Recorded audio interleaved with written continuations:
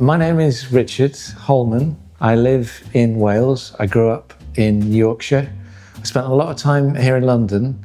I ran an agency for a while, but these days everything I do is about creativity. Creativity is a beautiful thing, an important thing, but quite a challenge as well. So I work with individuals and teams to help them be more confident creatively.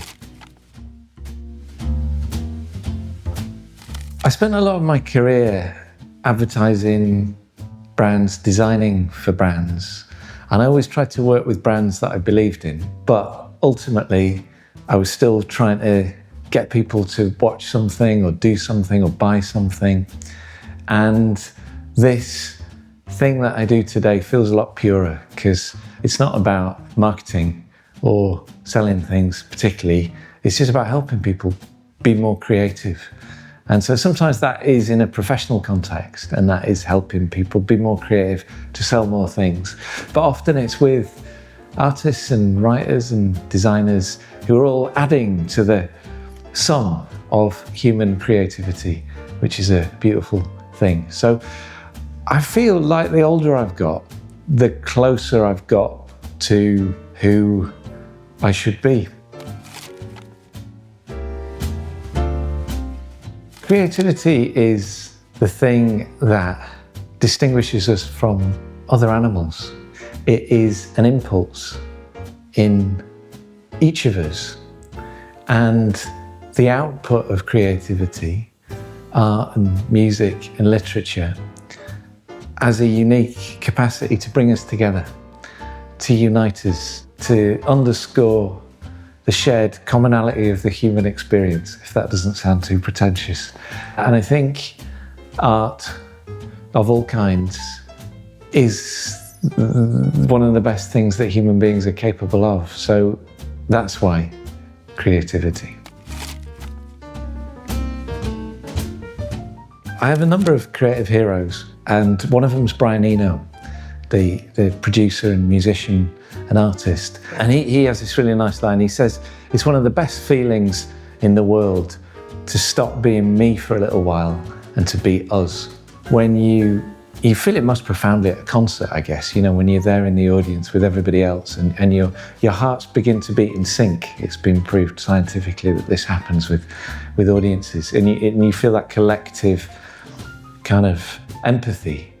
But then when you read a book and it resonates with you, you feel compassion with the characters, and you feel a recognition that the author has experienced something or understands the emotion that you feel. There's a resonance between people, between each of us and the work of art, and the work of art and the creator. Maybe more than anything else, the fruit of creativity, art and culture, is the thing that defines us as a species.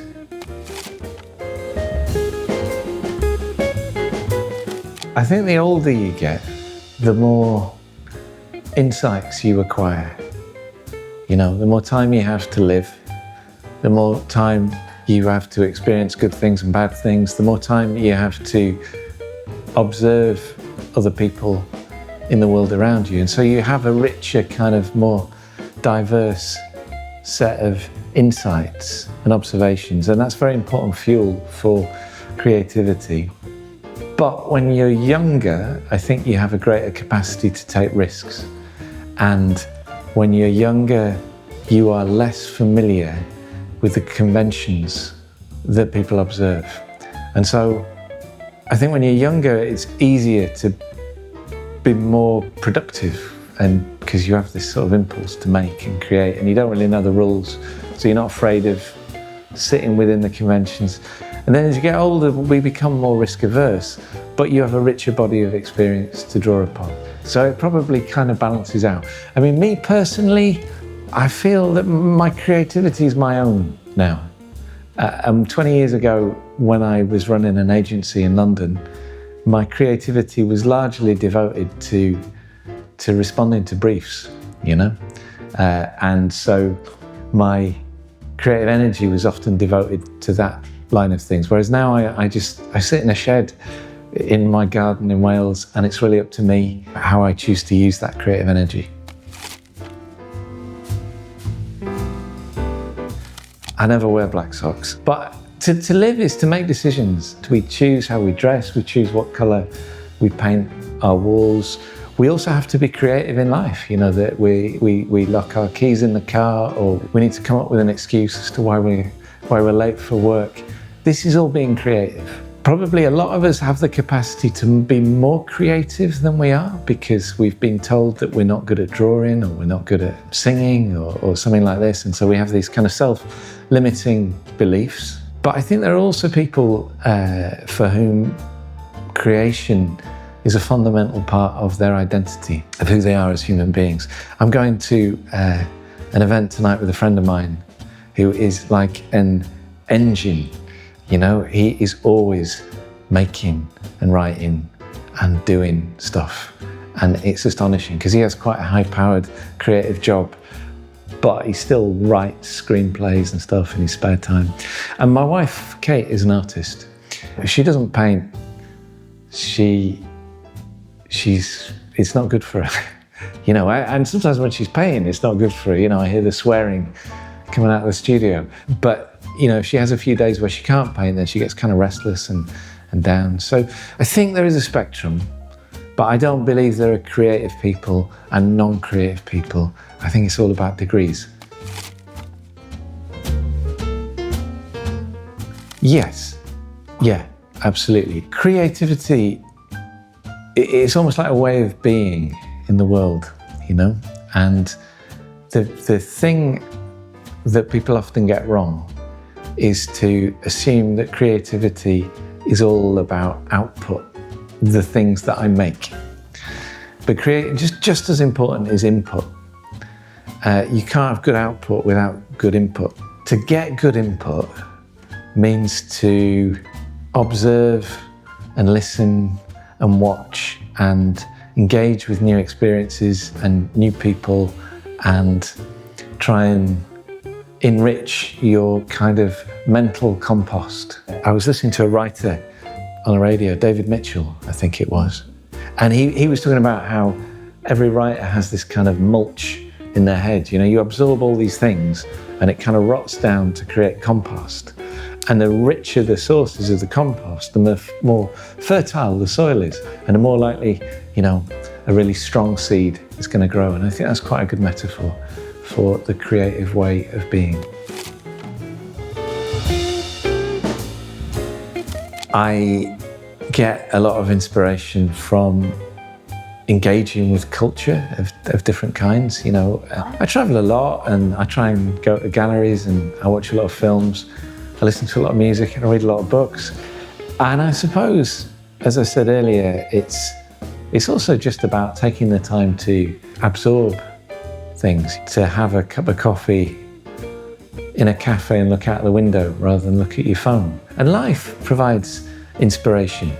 Life is beautiful and tragic at the same time. You know, we all of us have good experiences and awful experiences. And I think the more times you go around the track, the more of that you've experienced and the more fuel that is for one's creative endeavours.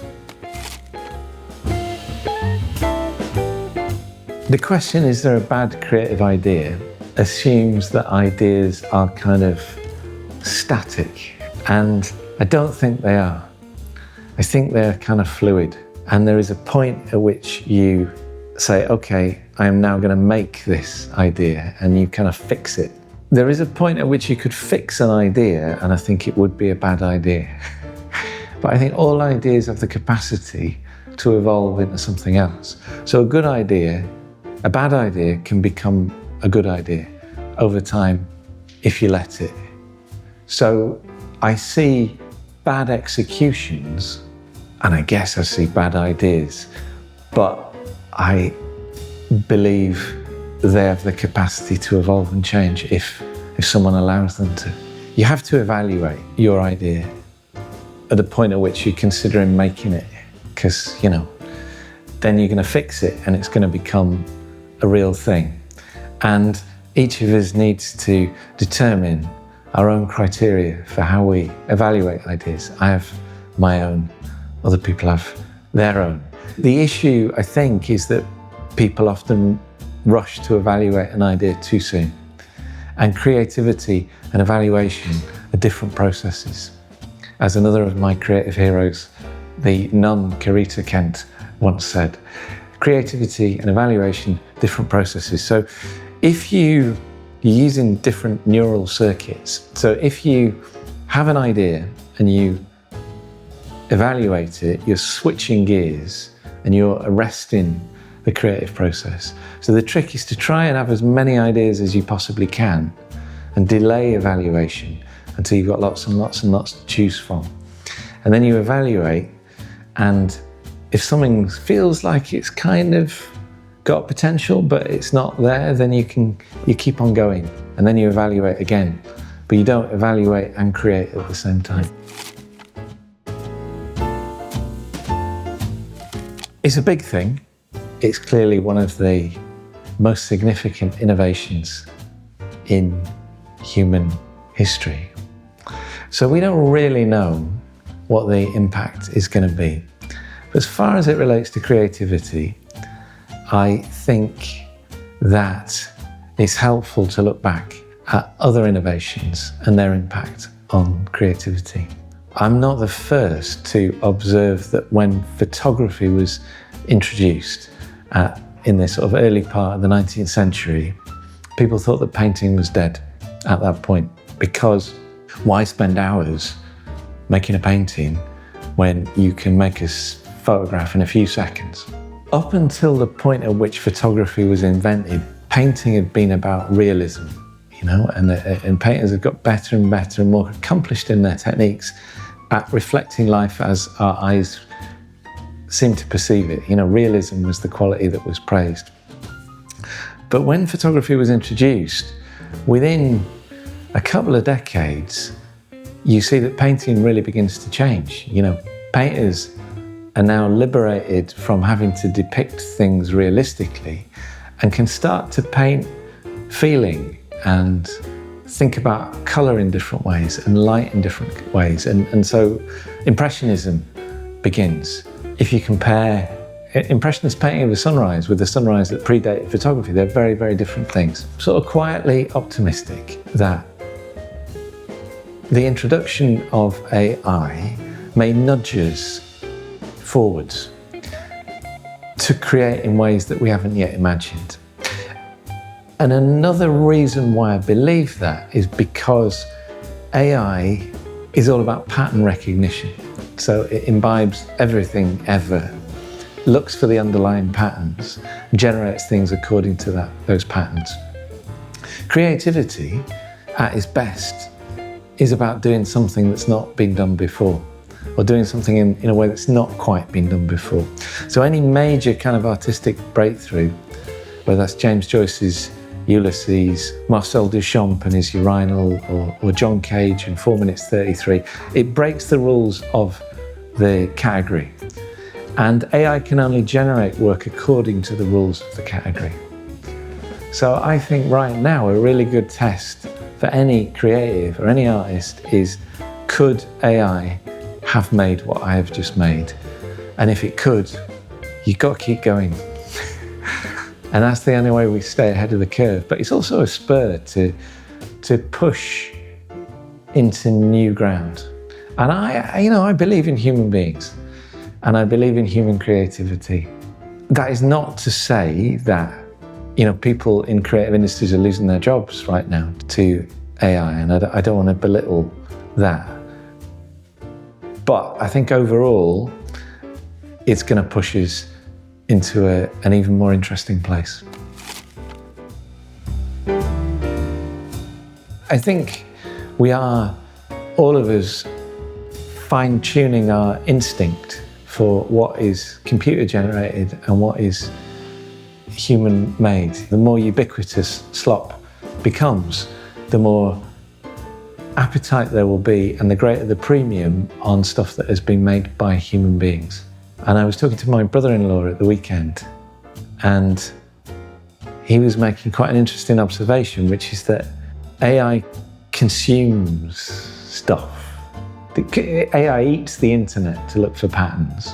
But right now, the internet is being overwhelmed by AI slop. It is quite conceivable that you start to get diminishing returns, that the material AI is learning from becomes increasingly generic and increasingly poor, and so AI becomes increasingly poor. And I am not a computer scientist or a technologist, but I think that's quite an interesting concept. It's kind of hazy. I think, there are some, really interesting art projects that use AI. I suppose one test is overtly, as the artist or the creator, being explicit about the fact that it is AI. A lot of the time that's concealed. And I think if that's concealed and you're passing it off as human creativity, and then that's problematic, But if you're using AI as a tool, as part of your creative process, and you're not taking what it generates as the final outcome, then it's possible to be creative with it, and it's important to play with it, I think. I don't know, it depends on the context. I suppose it depends on the artistic intention around that and the rest of the work. So we watch superhero movies, but they're not real. So you're using loads of visual effects to make movies, all kinds of movies, not just superhero movies, Many Oscar-winning films have used visual effects in some capacity. So, I don't know. It depends.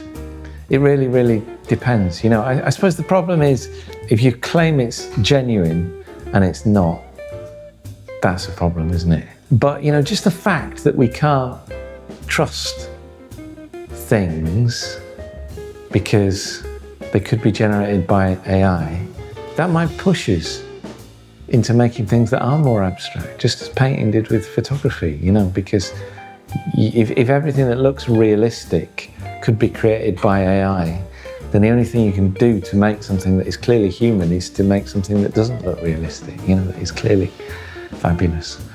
So it's really interesting. I don't think there is any kind of, there's not a point at which creative people are going to give up, and stop making stuff, because we can't.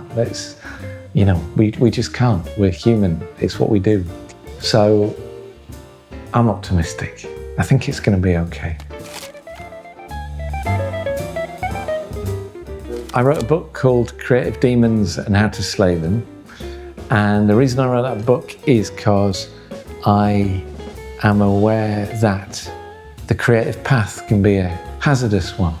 And I had this idea that it would be quite fun to write a book where each chapter is a different demon. So I've got the demon of procrastination, and the demon of doubt, and the demon of criticism, and the demon of constraints, and the demon of mistakes. I won't list them all. I wrote it during lockdown, and a friend of mine, a brilliant illustrator called Al Murphy, did the illustrations, and it's kind of scary writing a book, because I'd never written a book. Well, I'd written a short book, but I'd never written a proper book with a proper publisher who had paid me some money to write the book. So it was kind of daunting. But it was nice because I was experiencing the creative demons while I was writing about the creative demons. I was experiencing all of them.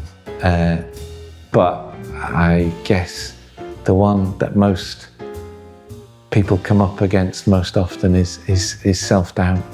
That question you have about your own abilities and talent. And that demon is never far away from me, at least. So my conclusion at the end of the book, and I probably shouldn't give a spoiler in case anybody wants to read it, but it's not really a spoiler, is that these demons don't go away. You can't extinguish them. And actually, they can be quite helpful. And it's just about managing them. So I think a bit of self-doubt is good. It's healthy, It shows that you are pushing yourself into uncomfortable territory. You try to do something you've not done before, and that is what creativity is about. There's a really nice line from the Irish novelist Anne Enright, who once said, "Only bad writers think that their work is really good." And I think that's a really nice way of putting it, But the problem arises when self-doubt is crippling.